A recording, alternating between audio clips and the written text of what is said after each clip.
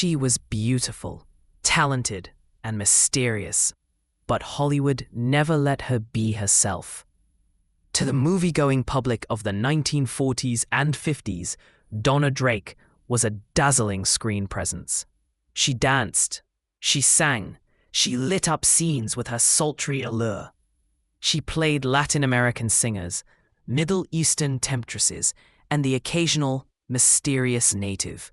Her image was a patchwork of exotic stereotypes, crafted not by accident, but by survival. Because beneath the stage name and the glamorous styling was a truth Hollywood wasn't ready for. Dona Drake wasn't born in Havana or Casablanca or Mexico City. Her name wasn't really Dona Drake. And her race, well, that was the one secret she could never say out loud. She was born as Una Mae Carlisle, a black woman from Texas, who had to pass as Latina to have a shot in the segregated, white-dominated world of Hollywood.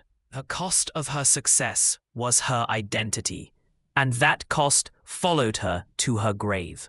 In an industry that prized novelty but punished authenticity, Dona Drake became a woman of many faces, but none of them were hers.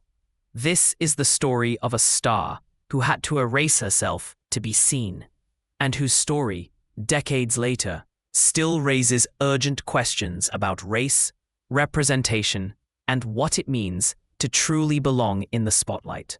Dona Drake was born in Cypress, Texas, on November 15, 1914, but not under that name. She entered the world as Una Mae Carlisle, the daughter of African-American parents. Census records, birth certificates, and family history confirm this origin. She grew up in a world where Jim Crow laws enforced strict segregation, where being black in America meant being shut out from opportunity, especially in the arts. But Una Mae had talent. In fact, music ran in her blood. By her teenage years, she was singing and playing piano with jazz bands across the South. But there was a catch. No matter how talented she was, a black woman in 1930s America had a ceiling, and that ceiling was low. Somewhere along the way, a transformation began. Una Mae started going by different names. Her earliest recording credits list her as Una Villon. Then, as she moved to Los Angeles and began appearing in more upscale clubs, she adopted the name Rita Rio. Eventually, the identity that stuck, the one Hollywood would know, was Dona Drake. The new name came with a new origin story. She was now Latina, sometimes Cuban, sometimes Mexican, sometimes vaguely exotic. It changed depending on the casting call. Her skin was light enough to pass, but not white enough to be cast as white. So, Hollywood made her other. Passing, for many black Americans in the 20th century, wasn't just a choice. It was a strategy for survival, especially in the entertainment industry, where roles for black women were scarce, limiting, or outright degrading. To be hired, respected, and given space to perform, Una Mae Carlisle had to disappear. In her place, Dona Drake was born, a fictional woman who could slip into any ethnic costume, as long as it wasn't her own. But this reinvention didn't erase the truth. Her family, her birth records, and her roots remained, hidden in plain sight. The story of Dona Drake is not just about one woman's ambition. It's about the cost of becoming acceptable in a world built on exclusion. It's about the cultural gymnastics people were forced to perform just to be allowed in the room. By the early 1940s, Dona Drake had made it, or at least she'd made it as far as Hollywood would allow someone like her to go. She began landing roles in major studio films, often as the glamorous side character, the nightclub singer, the dancer, the sultry foreigner. She performed opposite Bing Crosby in Road to Morocco, 1942, one of the wildly popular Road to films that leaned heavily on racial caricature and Orientalist fantasy. In it, Drake played a harem girl, her ambiguous appearance perfect for the part. Other films followed: Hot Rhythm, Kansas City Confidential, Another Part of the Forest. Her roles often had names like Carmen, Maria, or Yvonne. Sometimes she was Latin American, sometimes Arab, occasionally she was generically ethnic, but never once was she allowed to be black. Hollywood loved the illusion of diversity, but only within rigid boundaries. It fetishized the exotic, while simultaneously barring black actors from most roles unless they were playing maids or servants. Drake's racial ambiguity was her ticket in, but that ticket came with a silencing clause. It's important to understand the context. This was a time when even groundbreaking actresses like Lena Horne, undeniably talented and stunningly beautiful, were kept on the margins of Hollywood. Horne was light-skinned, but she was never allowed to pass. She played glamorous roles, but always isolated in a scene, so her part could be edited out for segregated Southern audiences. Dona Drake, on the other hand, was allowed to blend in. She danced with white actors, sang in glamorous gowns. She wasn't boxed in as a black actress because she wasn't acknowledged as black at all.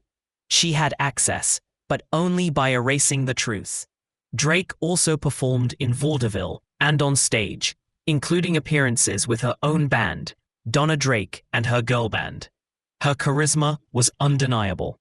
She had a star's magnetism, playful, flirtatious, and poised. But still, she was typecast. Her beauty was always exoticized, rarely humanized. She never got the lead role, never played the American sweetheart, never got to be the woman with the full story. She wasn't the only one, of course. Countless racially ambiguous performers, especially women, were wedged into roles designed to titillate or mystify, never to empower. In Dona's case, her silence wasn't just personal, it was professional. Saying the truth could have ended her career in an instant. So she said nothing, and in that silence, Hollywood gave her just enough to keep going, but never enough to fully arise. When Dona Drake died in 1989, obituaries described her as an exotic actress, a Latin beauty of the 1940s. Some even called her Mexican or Spanish. None mentioned her true heritage. None acknowledged that she was born black in segregated Texas. Even in death, the erasure continued. This silence is not unique to Drake. Hollywood has long buried the truths of those who didn't fit its narrow definitions of identity.